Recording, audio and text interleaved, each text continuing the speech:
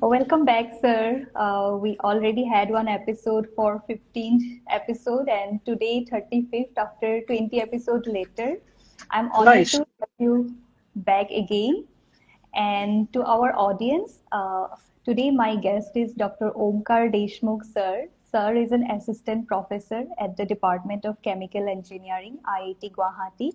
And today we'll be talking about a very important topic that as an educator we face, that is that how we can make Gen Z learn more engaging way. So yes, sir, we can talk Thank about you. this Yes, topic. thank you. Thank you so much, Tasreen, for having me again. And I'm as honored as I was in the 15th episode to come back onto this very interesting lineup of speakers and a wide variety of topics that you have discussed before. And I like the way that you keep it a mix of different aspects of education, and but primarily around education. So I appreciate your efforts, and I'm thankful for you to include me. And I personally, I think also this topic is a bit close to my heart. Being an educator, I think this is a new challenge that we keep on facing every day. So yeah, I mean, I said yes to this because I have some of my opinions, but then all of these are also very raw, and I would want to use this opportunity to create like more open discussion about this topic. So see, there are two aspects of general teaching in today's times. First of all, I think we are slowly shifting away from the conventional idea of classroom teaching. Right. Because when we grew up, our idea was the teacher dictates you things or tells you things, and you accept it Right. as it is. So that is it's still being used, but now I think the younger generation has a lot of access to a lot of information. Right. So whatever you are telling them, it's quite possible that they know about it already. Or even if they don't know about it, they have the access to verify whatever you say and correct it and interpret it in their own individual way and challenge you. So that is something that we need to. And in general, I think the approach towards education has changed a lot over the years. So I find that to be more concerning rather than this advent of AI, etc. AI is just a tool.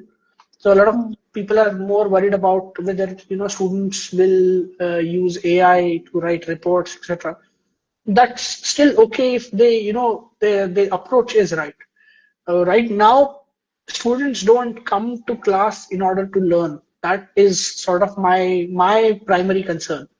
They're there Right. to pass an exam. Their Mm. approach in a classroom is not to learn a subject or to understand whatever is being taught, is to understand just enough so that they can answer questions that appear in an exam and pass and get some grades out of it. So our biggest challenge is not AI, it's bringing back the focus towards education in a classroom.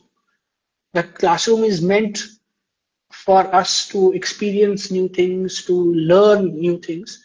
So Mm. both the teachers as well as the students need to take strong efforts in order to bringing back this focus towards learning in in a classroom.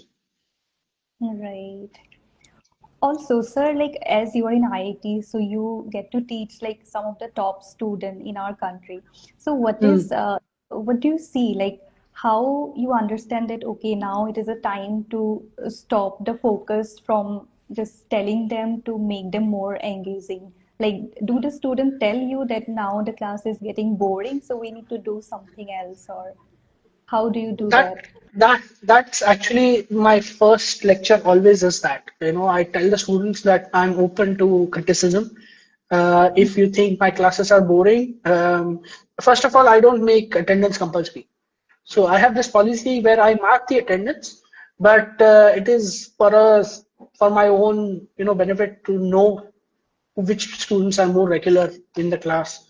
Rather than punishing students, I prefer rewarding students. So I have a policy where students who have more than 75 attendance, um, the semester, if I see Hmm. that they are getting a one grade better by increasing that over the past 5 years I have seen very few students who have had more than 75% attendance actually require the additional 5%. So their average grade is always 8 or above. So in Hmm. a way, statistics have proved that attending more classes ensures that you have an above average grade. Extra So I marks. put it out to the students and then I tell the students it's up to you. It's your choice. Right? All of Hmm. you are adults. So if you decide not to attend classes and just study using notes or online material, that's still Hmm. fine by me. But if you come into the class, then it becomes my responsibility. So if you come to the class and you're bored, then it is my responsibility. So you are Hmm. free to come and tell me and give me inputs. I'm more than willing to change my teaching methods and there have been students who have actually come up to me and not really tell me that we are getting bored, but students do it in other ways, saying, "Sir, I didn't understand this part that you taught." So then I'll have to sort of use either some examples or come up with some other ways to explain the same thing. Because if I've used a particular method to teach or convey something, Hmm. and the student hasn't understood, it means that I need to try something else. I can't use this. I can't say the same thing again and then expect the student to now magically understand. So Right. then I try to change my approach in a way. But Hmm. yeah, that actually helps, being open to students. The other thing I always tell my students is that yes, I'm a professor. I stand 1 foot above the ground as compared to Hmm. the rest of you. But at the end, I am a researcher, right? Hmm. So I don't know is not a sentence that I'm too ashamed to utter because I do that for a living, right? Okay. As a researcher, all of us start researching about a problem by accepting the fact that I don't know about something. So if there are questions in the class which Hmm. I don't know the answer to, I might end up saying, I'm sorry, it's a good question, but I don't know the answer to that. But I'll make sure that the next day when I come back to the class, I have gone, thought about it, read about it, and then I have come up with an explanation or an answer to that. So that also sort of gives the students a bit of a confidence to ask more questions, which I think is the crux of the matter that we want to address. So Hmm. learning only comes from asking questions. Right. And a standard sort of rule of thumb in my class is there are no stupid questions. Hmm. So if the students understand that, because that's always the main hindrance or the main problem when students, what if this everybody thinks that it's such a stupid question, but from what my experience is, the most insightful questions are the most simplest ones. Hmm. Why, what, how, when, where, these Yes. simple questions usually lead to the maximum information or the maximum insight. So Hmm. I always tend to promote that students will ask the simplest of the questions. Yeah, even I'm also doing like every new batch I'm starting, I'm telling them I might not know every question you ask because you are already Correct. smarter than we are coming to teach Correct. you. So you need Correct. to ask me question. Correct. That's Correct. yeah. And a sort of a regular interaction that I have in my class is, I explain a concept and then I ask any questions, and 9 times out of 10, the class is fully silent. Right. So then I Right. say, okay, it means that either you have understood everything that I have said, or you have understood nothing of what I have said. Both of them, which are statistically unlikely. So please, I know that some of you at least have some questions. And then once I say that, suddenly there are, one or two questions that come up. So Mm-hmm. then that sort of builds on the confidence, and then there is a more Right. sometimes it is also important to identify students who are more engaging. Hmm. So a lot of times, sometimes this sounds as if a teacher is favoring some students, but there will always be students in a class who are more engaging than the rest. Uh, I always find motivating such students to ask more questions a good way to motivate other students to ask questions. So if the students around them see that, sir or ma'am is answering questions that some Hmm. ex-student asks, then maybe they will also entertain me and if I ask questions. So that builds sort of a healthy atmosphere in a classroom. Hmm. Also, before this festive started, I was teaching a new batch. So I was using presentation PowerPoint. And it was a Yes. like 2 hours class, like two slot, 50-50 minutes. So after like 20 minutes, students were like getting bored. Even I was also getting bored, like teaching them from a PPT. So later I was thinking that initially like we used to read from books, right? That's how it started. And when I entered BTech, and we were all studying from only presentation, Hmm. PPT only we were provided, and we were okay with that kind of teaching throughout our bachelor and masters, like if I talk about myself. And now this is also gone. Student they cannot sit like for half an hour also, not even half an hour. They will be like they need something else. So like what kind of teaching methodology that you prefer, apart from like using board or like PowerPoint, or maybe quiz, or anything new Uh, strategy that you implement? uh, Strategy. This semester, I have tried to include. So I'm a big fan of social media. I'm very active on social media, etc.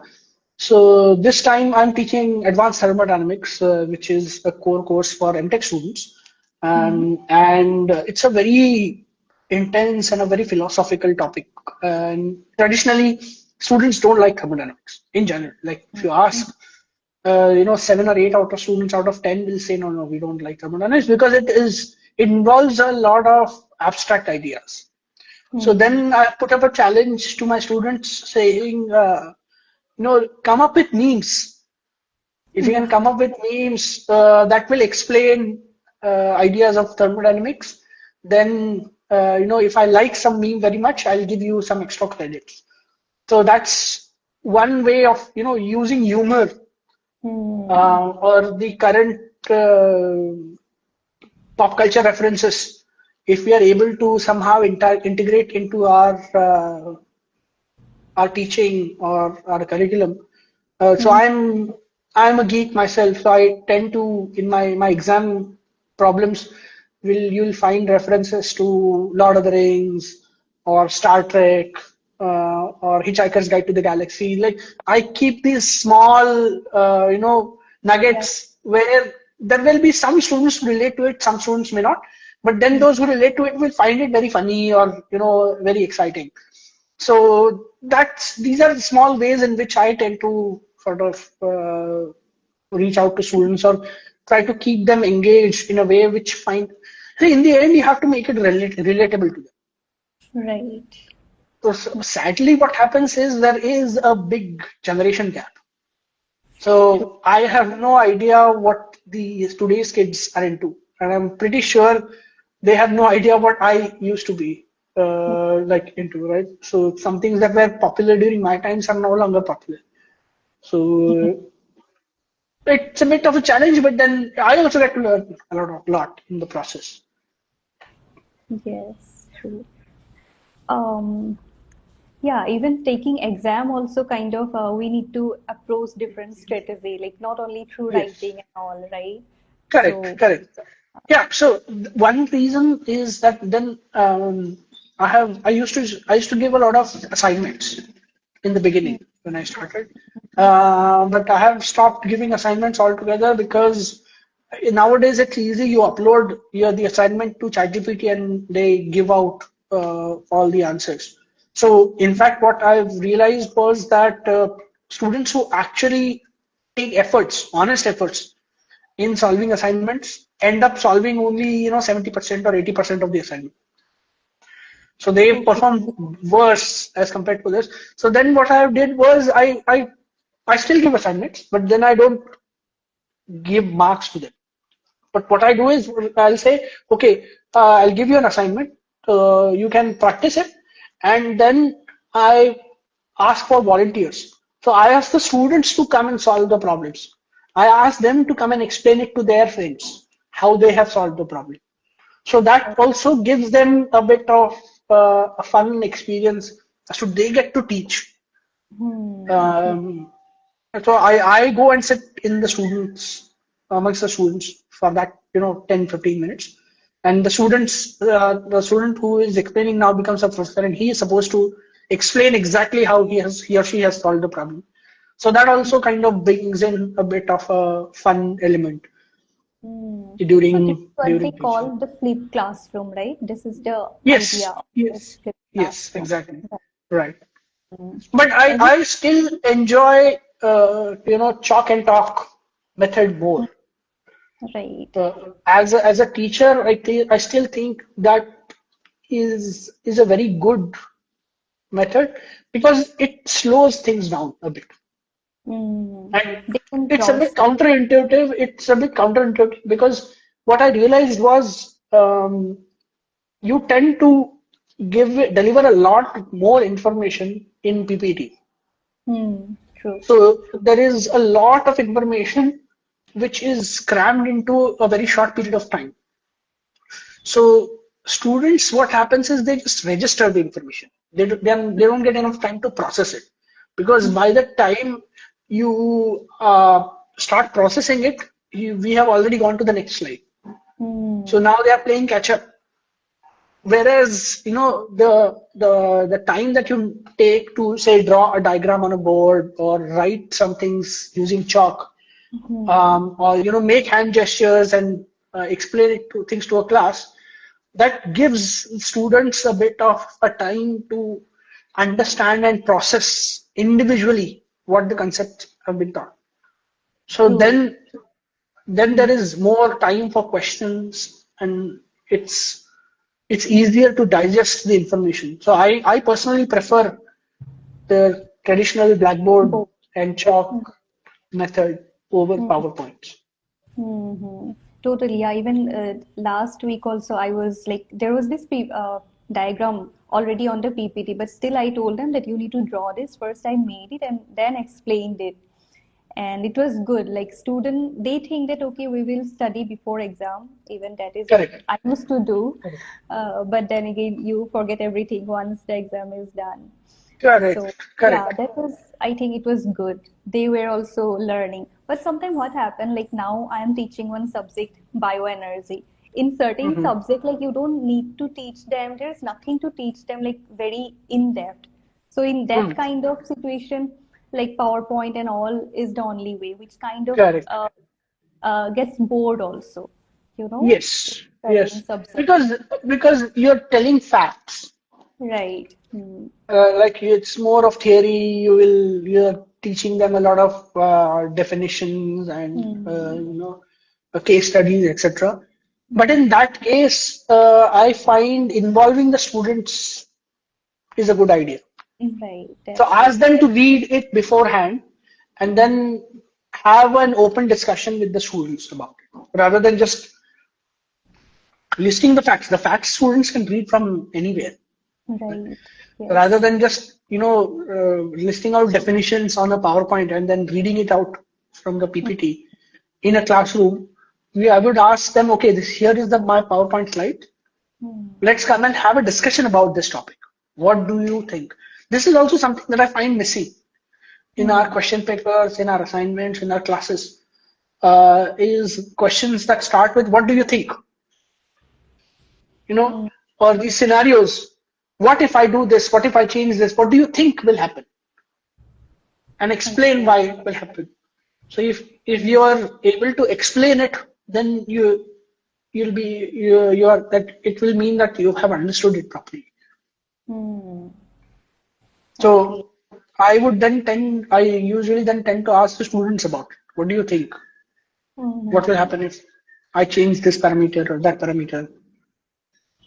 The other thing also is then what I do is my exams or things, I keep questions very personalized. For example, if I have to take a value, say the voltage at the interface is 1xx volts, right? Where xx is the last two digits of your roll number. Okay. So if I have to copy also in the exam, I'm not going to copy the roll number, right? I'll have to at least solve it myself. So I need to know the basic approach. Right. So if I know, it will be difficult for you to check for every student. yes, but then what I also create some Excel Code. macros, code. So I just enter the value and then I get what the answer is. But anyways, what I want to look at is not how well they use their calculator, but what is their approach. Right. So I roughly know what the answer is going to be, right? So if I know that the answer is going to be 43.47, then it doesn't matter if the student comes up with an answer of 42. It means that they have used the same approach. Or even if they have come up with 434.7, it means that they have used the right approach, but somewhere there is a factor of 10 they have missed. So then I'll give them accordingly, like grade them accordingly. So I know what the ballpark figure should be, and I'll grade mainly based on the approach that they have taken, not about whether they have taken the value of pi to be 3.14 or 3.1416. That does not matter. Right. Yeah, it's a good idea. I think I will try to implement somewhere in my teaching. Yeah. Right. Also, like I used to take quiz using different software. In app, you can put the question and they can go online. And in many phone, like last semester, I saw that when student enter the quiz, they cannot come out. If they come out, they will be like logged out from the from doing question. But that day I saw some student, they pre-install some software so that Yes. if they just make a circle, then the screen will give them the answer from the emails. So like Yes. they're also getting smarter. So again, Well, yeah. I always tell the students that see it in the end it is up to you, right? If you want to pass the exam, then sure, like it's a choice, right? Cheating is always a choice. If you want to cheat and pass in the exam, sure. I mean, I'm not going to stop you. I'm not going to tell you what is right and what is wrong. You are at an age where it is far beyond this discussion, right? If you're not able to solve a certain question because you didn't know about it, then the right way to do it is go back to the textbook, understand it, and then try to solve it. So, and this is a habit, it's going to stick to you. Right now, you may use the calculator for, simple, what is, 5 times 13. You may use the calculator even for that, but then progressively you are going to get addicted to it. So this is also an addiction. So it's up to you to decide what stage you'll, stop using it. And so in the long run, it's going to harm you more than you're looking only at the short-term gains. You may be able to pass this course, but then there are certain courses or certain cases where you'll absolutely not be able to use any AI or any cheating. What are you going to do in that scenario, right? Because now you don't have the habit of working hard at all. So what other option do you have? Instead of that, if you keep it a habit, it'll help you more in the long run. And there are students. I mean, there will be students who will cheat. and there will always also be students who will be very honest. So it's just, you have to sort of reward the students who are more honest.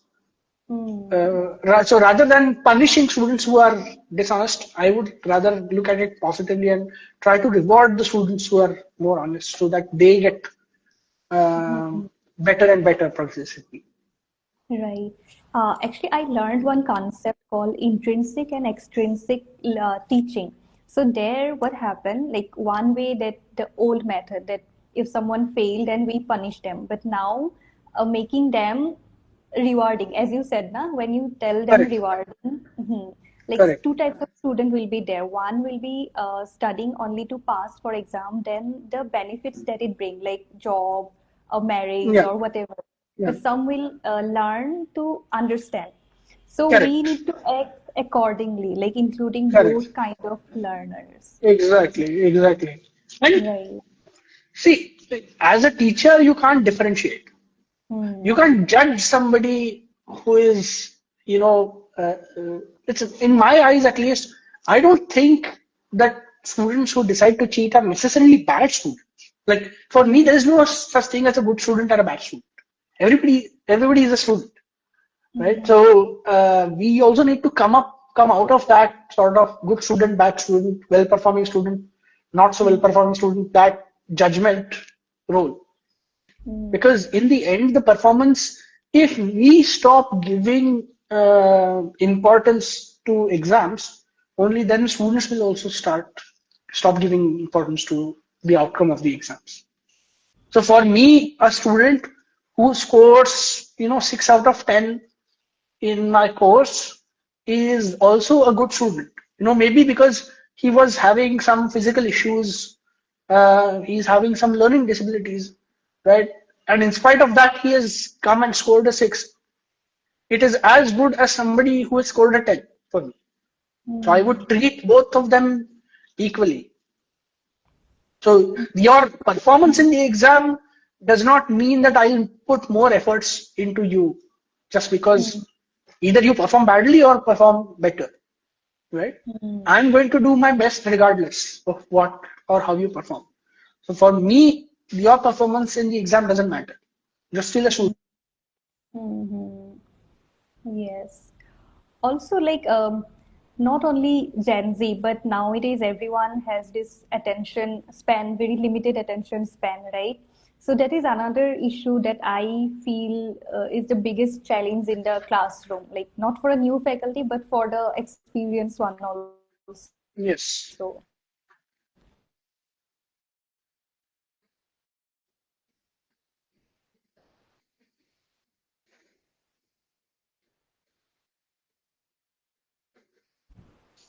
Yes. Yes, true. Huh. Absolutely true. So, in such cases, I think it all depends on your ability to capture. So, there are catchphrases. For example, this, I keep on asking these questions. Any questions? So far, so good. So every few minutes, every 10 minutes, 20 minutes, I keep on asking this question and again. So Mhm. once students identify that, they will also subconsciously relate it to, it will sort of wake them up. Hmm.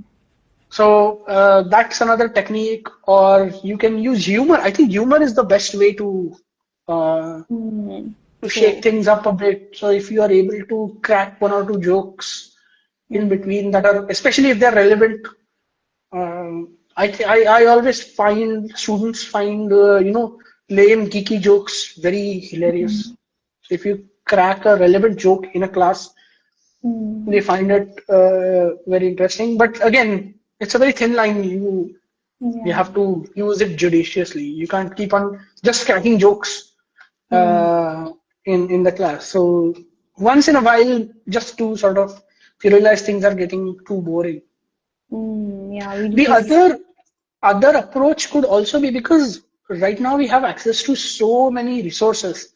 Hmm. There will also be a lot of YouTube videos, especially Yes. a lot of good content creators are getting making reels, or these shorts about some important concepts.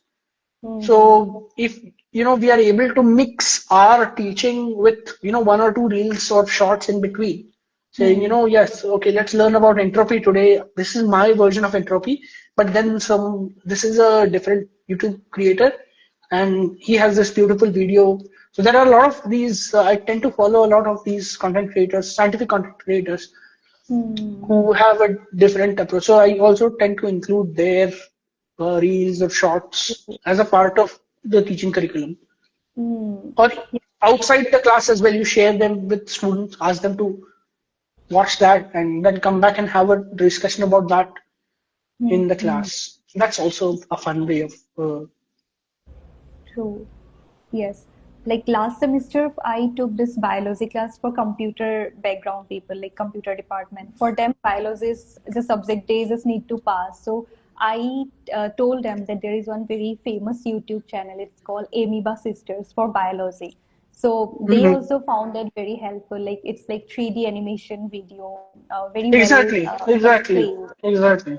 Yeah. Hmm. Yeah, student also enjoyed that.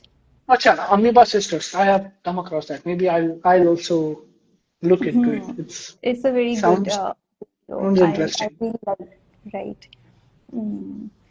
I I think we talk about it all because this is something that we all face. So the more Yeah, we talk yeah, about, then only we can include some new approaches. yeah, absolutely. So, like I said, any of your viewers, if they have any inputs, or Mm. if they think I'm wrong in certain sense, please feel free to point out. We can have a more healthier discussion about this.